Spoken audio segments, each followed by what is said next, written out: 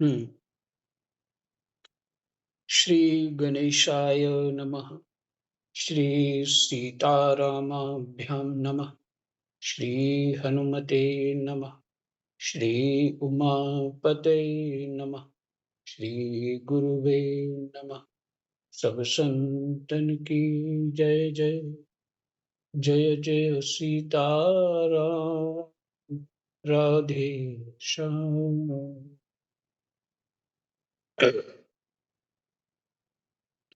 सप्तम स्कंध अष्टम अध्याय।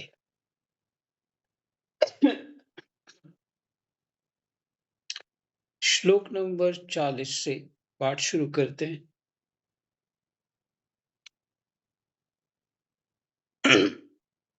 कृष्णाय वासुदेवाय हरये परमात्मने प्रणतः क्लेशनाशाय गोविन्दाय नमो नमः।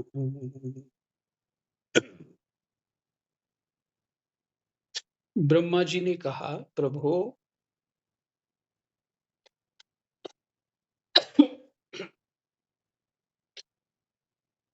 आप अनंत हैं, आपकी शक्ति का कोई पार नहीं पा सकता। आपका पराक्रम विचित्र और कर्म पवित्र है। यद्यपि गुणों के द्वारा आप लीला से ही संपूर्ण विश्व की उत्पत्ति, पालन और प्रलय यथोचित ढंग से करते हैं, फिर भी आप उनसे कोई संबंध नहीं रखते, स्वयं निर्विकार रहते हैं।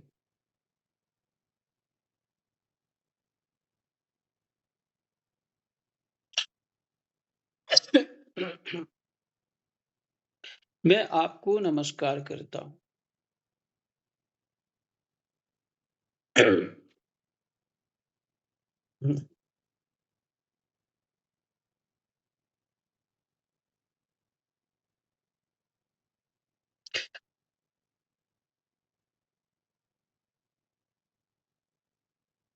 पीछे जो आप सुन रहे थे ना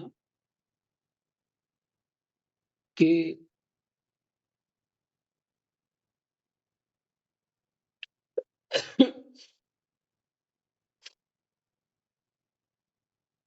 हिरण्यकशिपु को भगवान ने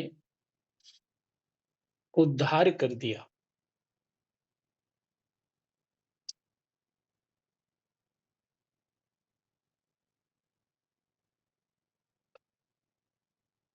भगवान की दृष्टि में देखिए क्या विचित्र बात है उनका पार्षद ही, तो उनको उद्धार करना ही था।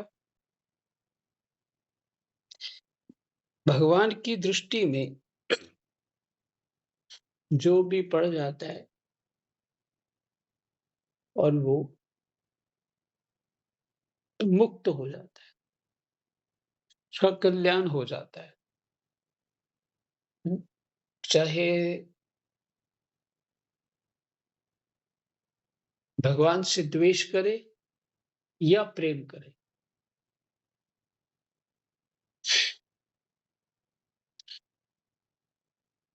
ऐसा ही देखने को मिलता है शास्त्रों में। अब हम साधारण जीव हैं, ये बात हमें पचती नहीं है। दुष्ट आदमी का भी कल्याण कर देते हैं और बड़े सहनशील लोगों का भी आप कल्याण करते हैं, तो न्याय नहीं है। पहली बात यह है कि भगवान किसी को भी गुणों की दृष्टि से नहीं देखते, वो तो लीला स्वरूप है। और जो भी कोई दुष्ट है या सज्जन है,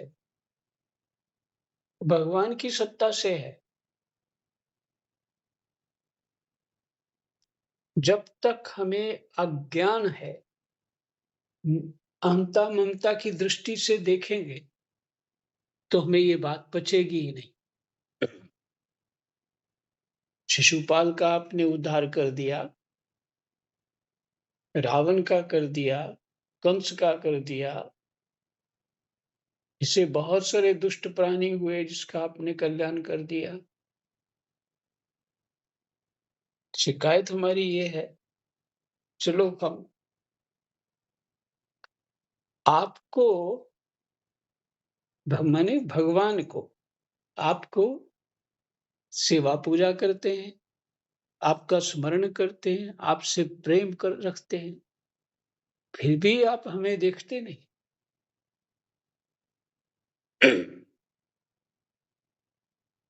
पर जिस दृष्टि से अहंता ममता वाली दृष्टि से, गुण दोष दृष्टि से ये विचार उत्पन्न होते हैं, जब महापुरुष जब तक आत्मीयता नहीं पकड़ पाता, माने आत्मा के ऊपर दृष्टि नहीं रहती, तो सब जीवों की आत्मा के ऊपर दृष्टि जब रहती है, तब गुण और दोष प्रकृति के हैं, तुम्हारा कुछ नहीं उसमें। गुण और दोष प्रकृति के, उस प्रकृति भी परमात्मा की है, आत्मा भी परमात्मा की है, बीच में तुम कौन हो? माने ये जड़ शरीर भी परमात्मा के उस प्रकृति माया से है, माने परमात्मा से ही है, और आत्मा जो है वो भी परमात्मा का अंश है। फिर मैं बीच में क्यों कौन हूं? मतलब तुम कुछ नहीं हो, तुम स्वप्न जैसे हो, तुम एक कल्पना हो, तुम एक अज्ञान हो, और कुछ नहीं।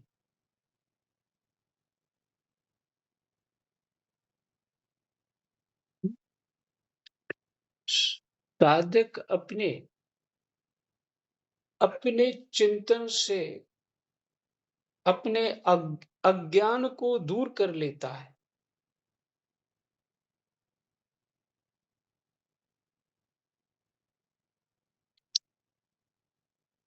शुद्ध चेतात्मा हो जाता है, तब उसको सब कुछ साफ साफ दिखता है। यहां कोई दूसरा नहीं, मैं ही मैं हूं। तो ये तब की स्थिति है, पर अभी स्थिति हमारी यही है। एक तो कोई बड़े दुर्बुद्धि है, दूसरों को सताता है, उसका भी कल्याण कर देते हो, और एक आपका भजन करता रहता है, उसका भी कल्याण तो से पीछे रह जाए। पर जो आपसे गुण दोष नहीं देखते हो, ये ठीक नहीं। यही हमारी भगवान से शिकायत रहती है।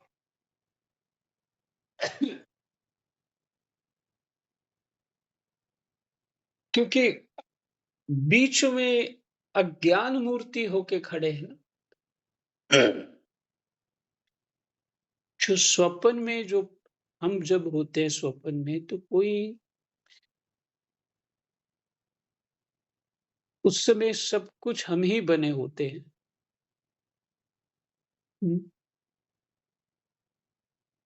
जैसे वहां स्वप्न में कुछ भी नहीं है, ऐसे ही यहाँ भी अज्ञानवश सब कुछ तेरा मेरा अहंता ममता दिख रही है, अज्ञानवश।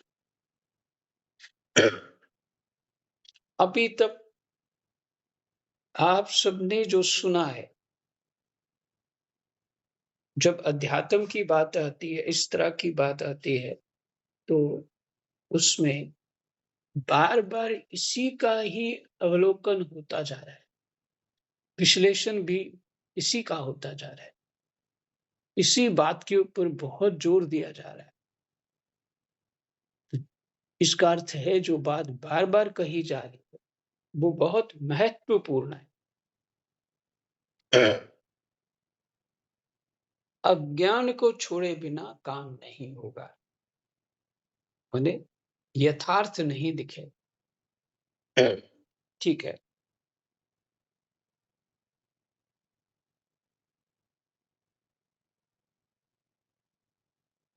सभी लोग आ गए थे कल के सुबह के पाठ में, सभी लोग आ गए थे।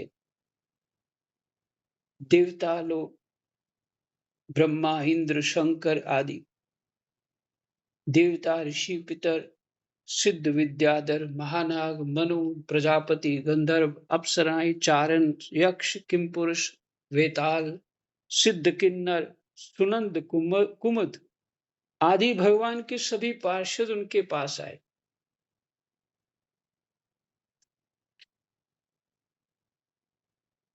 तो आकर के हाथ जोड़ करके स्तुति करने लगे।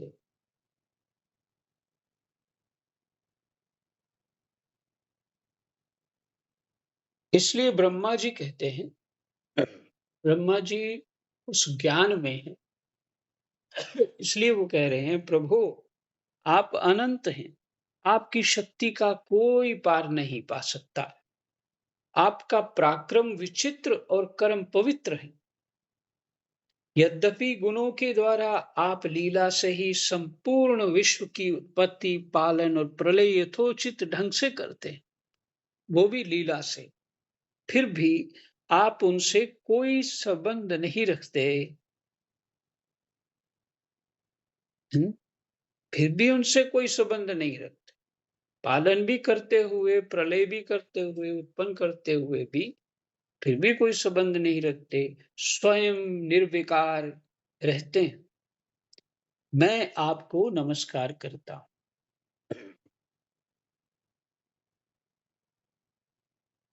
परमात्मा ज्ञान स्वरूप हैं, तो जीव जो है वो माया के अधीन हो जाता है, वो अहंता और ममता को पकड़ लेता है। अहंता मैंने मैं कौन हूं ये खोज नहीं करता, ये करता है कि मैं तो कुछ हूं और ये मेरे हैं, ये अहंता है और मेरे हैं, ये ममता है। उसके कारण जीव बंधन में पड़ जाता है, जन्म मरण के चक्र में पड़ जाता है। पर भगवान उनमें अहंता और ममता नहीं है, इसलिए वो निर्विकार है। ब्रह्मा जी कहते मैं आपको नमस्कार करता हूं। श्री रुद्र ने कहा आपके क्रोध करने का समय तो कल्प के अंत में होता है, यदि इस तुच्छ दैत्य को मारने के लिए ही आपने क्रोध किया है तो वह भी मारा जा चुका है, उसका पुत्र आपकी शरण में आया है। भक्तवत्सल प्रभु आप अपने इस भक्त की रक्षा कीजिए। रुद्र ने बहुत सुंदर ढंग से कहा, रुद्र ने बहुत सुंदर ढंग से कहा। इंद्र ने कहा पुरुषोत्तम आपने हमारी रक्षा की है, आपने हमारे जो यज्ञ भाग लौटाए हैं वे वास्तव में आप अंतर्यामी के ही हैं। दैत्यों के आंतक से संकुचित हमारे हृदय कमल को आपने प्रफुल्लित कर दिया।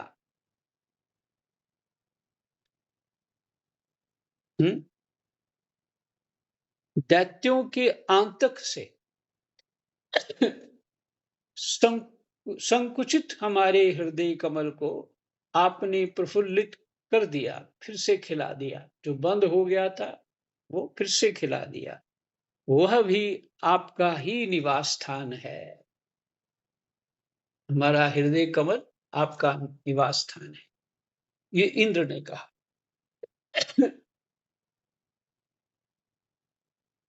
ये जो स्वर्गादि की राम राम ये जो स्वर्गादि का राज्य हम लोगों को पुनः प्राप्त हुआ है, ये सब काल का ग्रास है।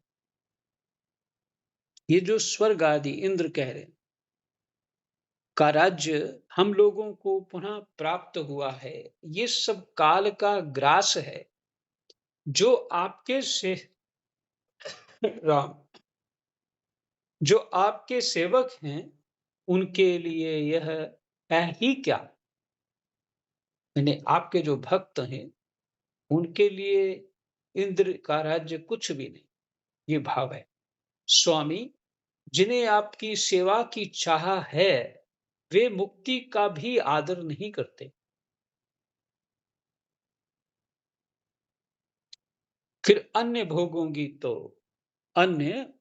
की तो उन्हें आवश्यकता ही क्या है? स्वर्ग तो भगवान के भक्तों के लिए स्वर्ग जो है, वो तुच्छ है। वहां है क्या? मन, बुद्धि और इंद्रियों का खेल है बस। उसी को ज्ञान बुद्धि से साधक नर्क समझता है। तो इंद्र का राज्य उसके लिए कुछ नहीं। किनके लिए? जो भगवान के सेवक हैं, भगवान को पाना चाहते हैं। और एक शब्द जो कहा, आपका भक्त मुक्ति का भी आदर नहीं करता कि मैं मुक्त हो जाऊं, जन्म मरण से रहित हो जाऊं, अथवा निर्वाण पद को प्राप्त कर लूं। मैंने भगवत स्वरूप हो जाना, ब्रह्म स्वरूप हो जाना, ये निर्वाण पद हो गया। कहते आपका भक्त वो भी नहीं चाहता। क्यों? गोस्वामी तुलसीदास जी लिखते हैं, अर्थ न धर्म न काम रुचि, गति न चहो निर्वाण। निर्वाण गति भी नहीं चाहता हूं, अर्थ नहीं चाहता, धर्म नहीं चाहता, कामना मैंने इच्छा नहीं कोई मेरी, कुछ नहीं चाहता। गति न चहो निर्वाण, ब्रह्म स्वरूप होना भी नहीं चाहता। भक्त क्या चाहता है? जन्म जन्म रति राम पद, जन्म जन्म रति राम पद। हे प्रभु, मुझे जन्म जन्म आपके चरणों की सेवा प्राप्त हो।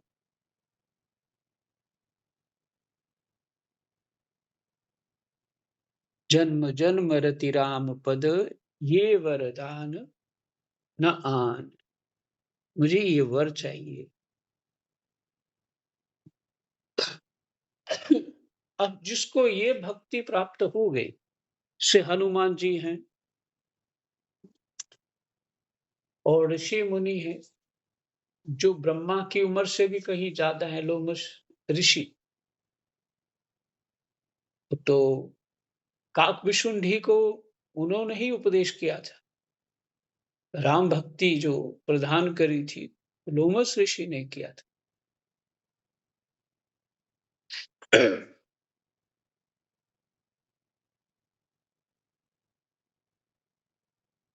तो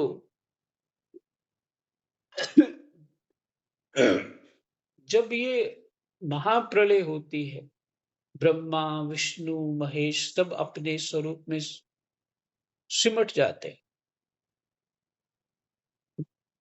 जब कभी नए ब्रह्मा वहां उपस्थित स्थापित होते हैं, तब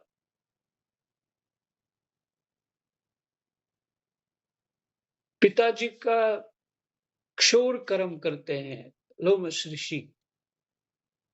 मैंने पिताजी की मृत्यु हो गई, किसी ब्रह्मा के पुत्र है वो, तो केवल अपनी छाती से एक बाल उखाड़ के फेंक देते हैं कि मेरे पास समय बहुत कम है, इसलिए मैं ज्यादा कर्म कांड में नहीं फंसता, इसलिए अपना एक बाल उखाड़ के फेंक देते।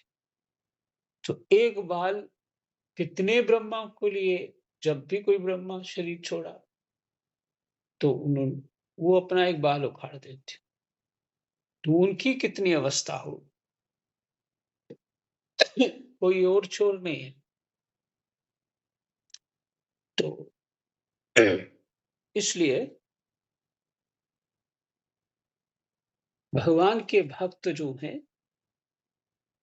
भगवान माने जो देवी-देवता आप मानते हैं, वो सभी भगवान हैं। दूसरा कोई नहीं है, सिर्फ मानने में भेद है। वो गीता जी में बहुत अच्छे ढंग से समझाया। कभी गीता जी का भी बीच-बीच में थोड़ा-थोड़ा पाठ करना चाहिए। देखते हैं, कुछ करते हैं उसके लिए भी।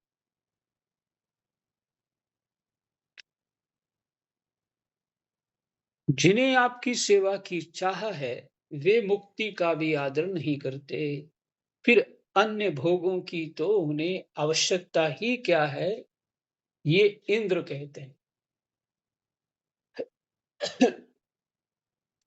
ऋषियों ने कहा, पुरुषोत्तम, आपने तपस्या के द्वारा ही अपने में लीन हुए जगत की फिर से रचना की थी और कृपा करके उसी आत्म तेज स्वरूप श्रेष्ठ तपस्या का उपदेश आपने हमारे लिए भी किया था।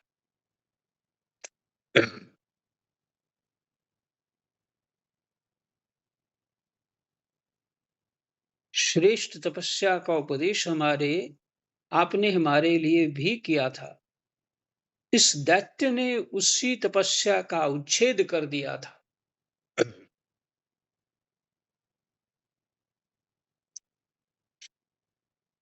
ये कौन कह रहा है? ऋषियों ने कहा, पुरुषोत्तम, आपने तपस्या के द्वारा ही अपने में लीन हुए जगत की फिर से रचना की थी।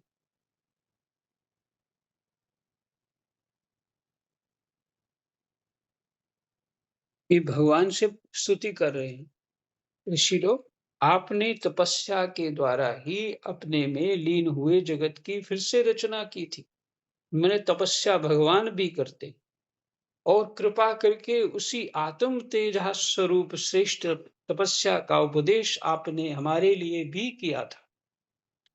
इस दैत्य ने उसी तपस्या का उच्छेद कर दिया था, हमारी तपस्या को भंग कर दिया था। शरणागत वत्सल, उस तपस्या की रक्षा के लिए अवतार ग्रहण करके आपने हमारे लिए फिर से उसी उपदेश का अनुमोदन किया है। अनुमोदन क्या? कि जो मैंने तपस्या की, जो तुम्हें तपस्या का ढंग बताया था, वो उसका अनुमोदन किया कि हाँ, वो जो तुम्हें समझ आया वो ठीक है। अनुमोदन करना, किसी की हाँ में हाँ मिलाना। यहाँ तो भगवान अपने ही उपदेश का अनुमोदन कर। पितरों ने कहा, प्रभु, हमारे पुत्र हमारे लिए पिंडदान करते थे। यह उन्हें बलात् छीन कर खा जाया करता था।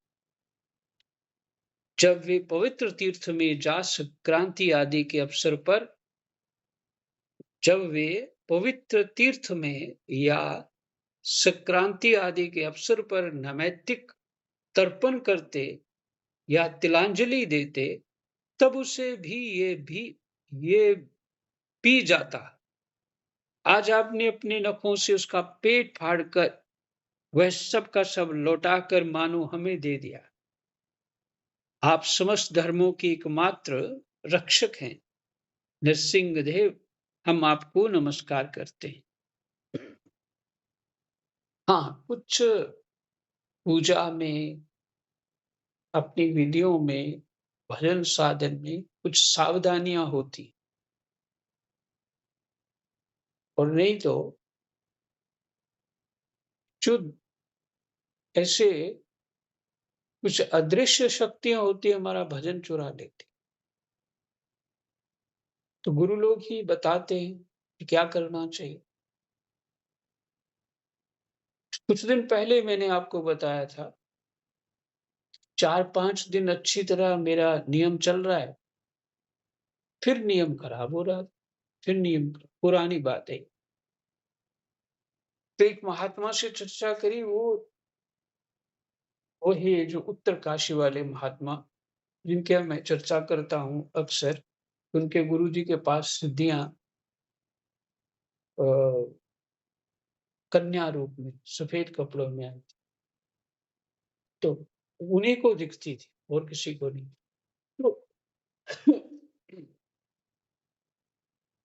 तो उ उन महात्माओं ने कहा, मैंने उनसे बात करी, तो उन्होंने कहा, राम रक्षा स्तोत्र पाठ करो। तो एक विधि बताई, उसके अनुसार राम रक्षा स्तोत्र पाठ किया, तो लाभ हो गया। तो ये त्रुटियाँ जो हैं, ये त्रुटियाँ ऐसे भजन साधन में होती हैं।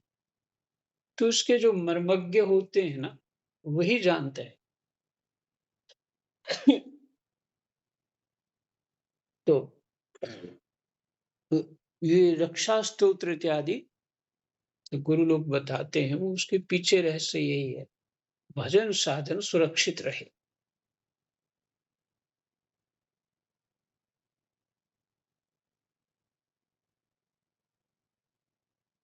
तो देखिए, तर्पण की, पिंडदान और तर्पण इत्यादि की यहाँ बात आ रही है। तीर्थों में या संक्रांति आदि अवसर पर, अमावस्या, एकादशी, द्वादशी जो दिन हमारे बड़े हैं, उनमें ये सब जो किया जाता है, ये बहुत हम्म, आवश्यक है, बहुत आवश्यक है। दिन बहुत अच्छे होते हैं, तो इनको इन दिनों जो करना चाहिए वो अवश्य करें। इससे जब पुण्य बढ़ता है, तो उसका सहयोग भजन साधन में मिलता है। सिद्धों ने कहा, नृसिंह देव, इस दुष्ट ने अपने योग और तपस्या के बल से ही हमारी योग सिद्ध गति छीन ली थी। इतना प्रभावशाली था, सिद्धों की सिद्धाई छीन ली। अपने नखों से आपने उस घमंडी को फाड़ डाला है। हम आपके चरणों में विनीत भाव से नमस्कार करते हैं। विद्याधरों ने कहा, यह मूर्ख हिरण्याकशिपु अपने बल और वीरता के घमंड में चूर था।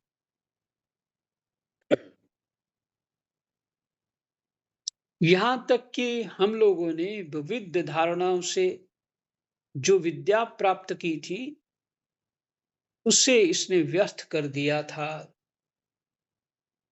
आपने युद्ध में यज्ञ पशु की तरह इसको नष्ट कर दिया। अपनी लीला से नरसिंह बने हुए आपको हम नित्य निरंतर प्रणाम करते हैं।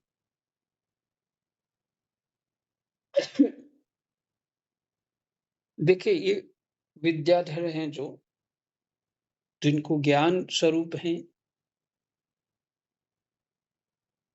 तो उन्होंने जो विद्याएं प्राप्त करी थी, मैंने अनेक प्रकार की सिद्धियां और ज्ञान, ये सब प्राप्त किया था। हिरण्याकशिपु ने अपनी सिद्धियों से उनको तेजहीन कर दिया, मैंने व्यर्थ कर दी। उनके सामने उनकी एक भी नहीं चलती थी। तो ये विद्याधरों को इस हिरण्याकशिपु ने नष्ट किया, तो उनके सिद्धियों को, उनका प्रभाव खत्म किया, और जब मर गया तो फिर से सिद्धियां उनको प्राप्त हो गई। हम्म, तो हम क्या करते हैं पता, कहाँ कहाँ गलती होती। हम शुद्धि अशुद्धि का विचार नहीं करते हैं, क्योंकि हमारा जो इस सनातन धर्म में, वैदिक धर्म में शुद्धि का बहुत विचार है। बाह्य शुद्धि, अभ्यंतर शुद्धि, माने मन, बुद्धि, चित्त, अहंकार की शुद्धि जो है अभ्यंतर शुद्धि है। बाह्य शुद्धि शरीर की है, क्रियाओं की है। तो क्योंकि साधक सत्व गुण प्रधान विशेष होना चाहिए। तो आपने देखा होगा जो दुष्ट लोग हैं, वो वस्तुओं को अशुद्ध करते हैं। और खास करके फिर से मैं ये बता रहा हूँ कि मुसलमान लोग हर चीज को झूठा करते हैं, गंदा करते हैं। हमारा दूध कैसा आ रहा है, हमारा किस तरह से हमको ये प्राप्त हो रहा है, हमें कोई ज्ञान नहीं। चीनी में बहुत अशुद्धि होती है, चाय का भी ध्यान रखना चाहिए कैसी अशुद्धि है, नेट पे देखना चाहिए। तो हिरण्यकशिपु किसी न किसी रूप में खड़ा ही है। अर्थात विद्याधरों के लिए तो हिरण्यकशिपु था, हमारे लिए तो यही काफी है, हमारे स्थिति बिगाड़ने के लिए। और जो बच जाती हैं स्थितियां, पर जो अब हम आलस करते हैं, जैसे देव दिति ने आलस किया और इंद्र ने मौका पा करके उसको, उसके पुत्रों को 49 मार दिया, मरे नहीं, पर इंद्र को ही देना पड़ा। लेकिन वो इंद्र मारने के लिए खड़ी हुई थी ना, तपस्या कर रही थी, तो मौका देखा। उसी तरह हमारे पुण्य को कई कारणों से कुछ अ, अदृश्य शक्तियां नष्ट कर देती हैं। स्वयं विचार करेंगे तो सब कुछ समझ में आएगा।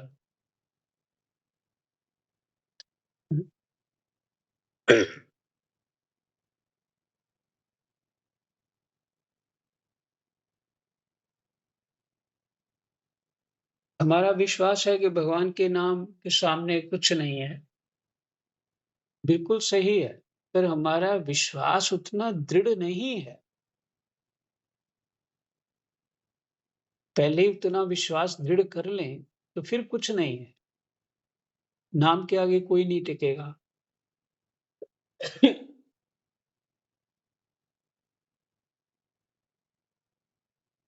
पर अपनी स्थितियों को बहुत बार हम ही नष्ट कर लेते, अपने भजन साधन को। हम ही अपनी अ, मानसिकता से उसे नष्ट कर देते। ये भी होता है।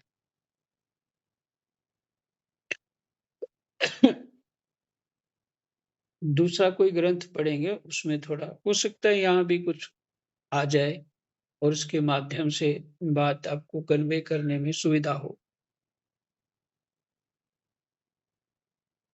नागों ने कहा, इस पापी ने हमारी मनियों और हमारी श्रेष्ठ और सुंदर स्त्रियों को भी छीन लिया था। आज उसकी छाती फाड़कर आपने हमारी पत्नियों को बड़ा आनंद दिया है। प्रभु, हम आपको नमस्कार करते हैं। मनुओं ने कहा, देवाधिदेव, हम आपके आज्ञाकारी मनु, इस दैत्य ने हम लोगों की धर्म मर्यादा भंग कर दी थी।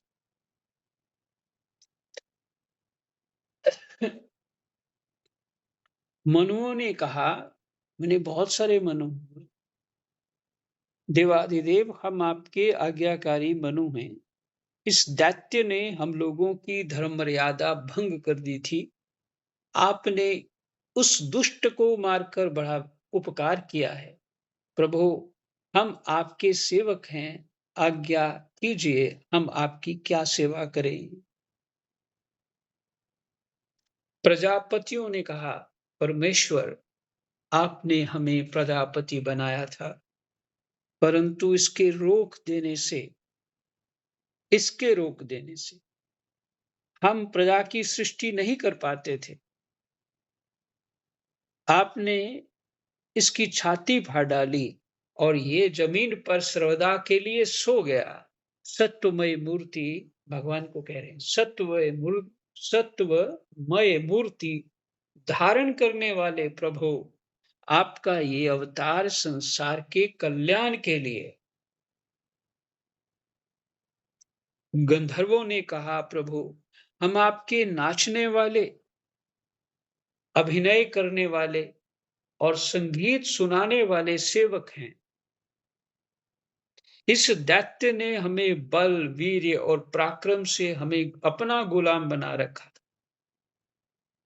उसे आपने इस दशा को पहुंचा दिया। सच है, कुमार्ग से चलने वाले का भी क्या कभी कल्याण हो सकता है? जो कुमार्ग पे चल रहा है उसका क्या कभी कल्याण हो सकता है?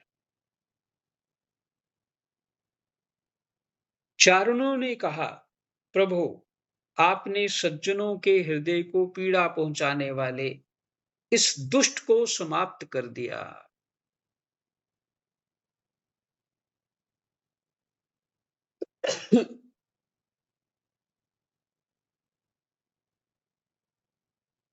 इसलिए हम आपके उस चरण कमलों की शरण में हैं। चारणों ने कहा, प्रभु, आपने सज्जनों के हृदय को पीड़ा पहुंचाने वाले इस दुष्ट को समाप्त कर दिया। इसलिए हम आपके उन चरण कमलों की शरण में।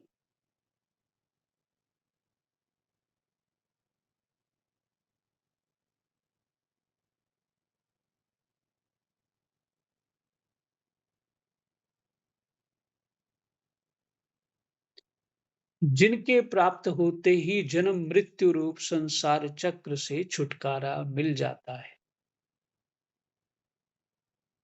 जय जय सीताराम।